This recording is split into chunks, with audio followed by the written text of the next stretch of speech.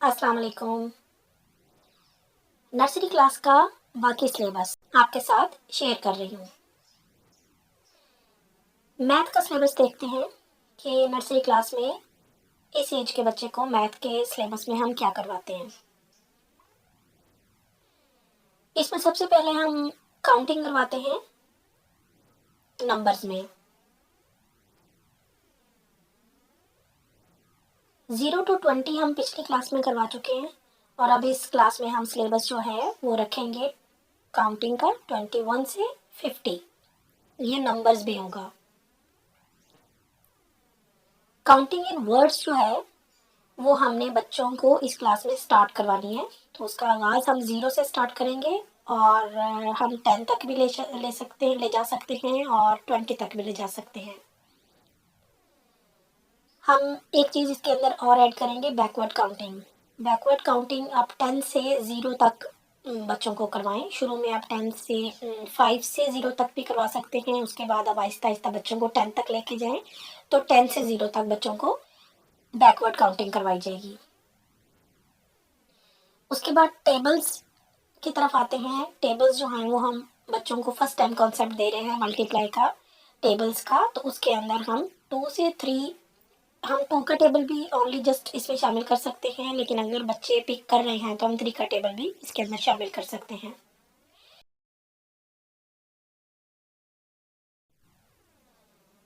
Tables के बाद हमने साथ ही बच्चों को एडिशन करवाना सिखाएंगे।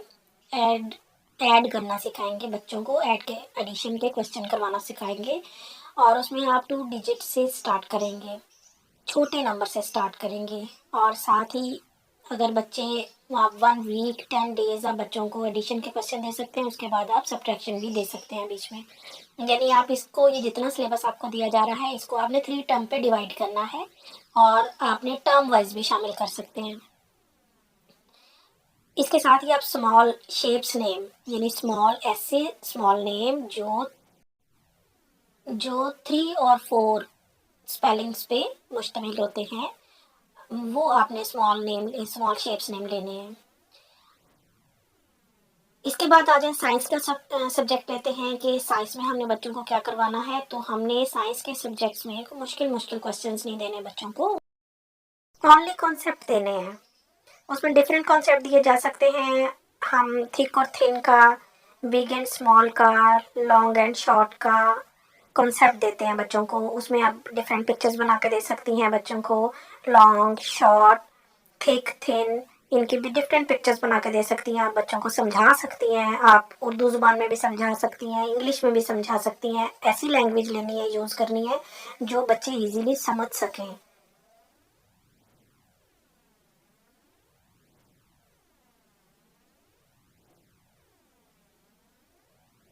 फिर आपने डिफरेंट अगले पेज पे आपने एक पेज पे बच्चों को पिक्चर्स बना के देनी है फ्रूट की, वेजिटेबल्स की।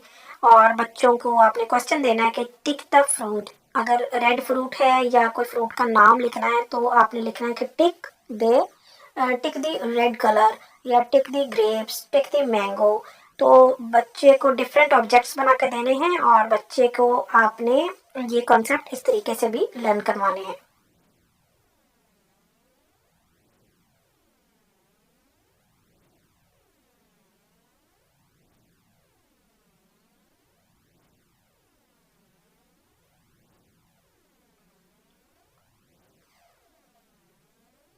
एनिमल्स के नेम आप दे सकते हैं, या एनिमल्स की पिक्चर लगा के दे सकते हैं। आप बच्चों को कह सकते हैं कि इसके अंदर से टिकता कैट, टिकता, या टिक करवा सकते हैं या सर्कल भी बनवा सकते हैं। Colouring shapes, senses names, shapes name, कोई से इजी वर्ड्स बॉडी पार्ट्स के आपने वो बच्चों को करवाने हैं। 10 to 15 ले सकते हैं, यानी अगर 3 सेमेस्टर आप बच्चों को लिए, एक साल में 3 सेमेस्टर में ये सिलेबस डिवाइड करते हैं, तो एवरी जो सेमेस्टर है उसके अंदर 5 वर्ड्स, आप 5 नेम्स जो है वो बच्चों को याद करवा सकते हैं।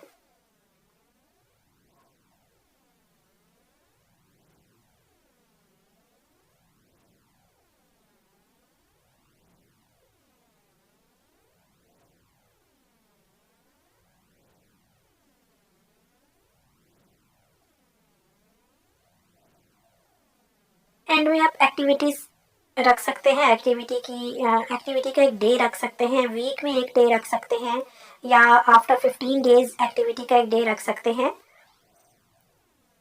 उस एक्टिविटी में आप कोई सी भी एक्टिविटी रख सकते हैं, कोई कलर डे शामिल कर सकते हैं, कोई फ्रूट डे, कलर डे, कोई बच्चों के डिफरेंट जो टॉयज होते हैं टॉय डे रख सकते हैं, फिर समर सीजन्स डे भी शामिल कर सकते हैं सीजन के लिहाज से। ये एक्टिविटी डे होता है जो बच्चे बहुत ज़्यादा शौक से करते हैं, बहुत दिलचस्पी लेते हैं, इंटरेस्ट लेते हैं, और बच्चे बहुत खुश भी होते हैं इन चीज़ों पे। और बेहतर है कि आप अगर एक्टिविटी डे कोई सा भी करवा रहे हैं बच्चों को, तो बच्चों को उससे रिलेटेड कैप्स या कोई उनको मेडल्स बना के दे सकते हैं, या कोई कैप्स बना के दे सकते हैं बच्चों को उससे रिलेटेड। अगर कलर डे फ्रूट डे के हिसाब से कोई कलर डे है, तो आप जिस फ्रूट, जैसे ऑरेंज डे है, तो आप बच्चों को डिफरेंट ऑरेंजेस कैप्स की सूरत में बना के बच्चों को दे सकते हैं, और तमाम बच्चों को देनी है। अब इजाज़त दीजिए, अल्लाह हाफिज़।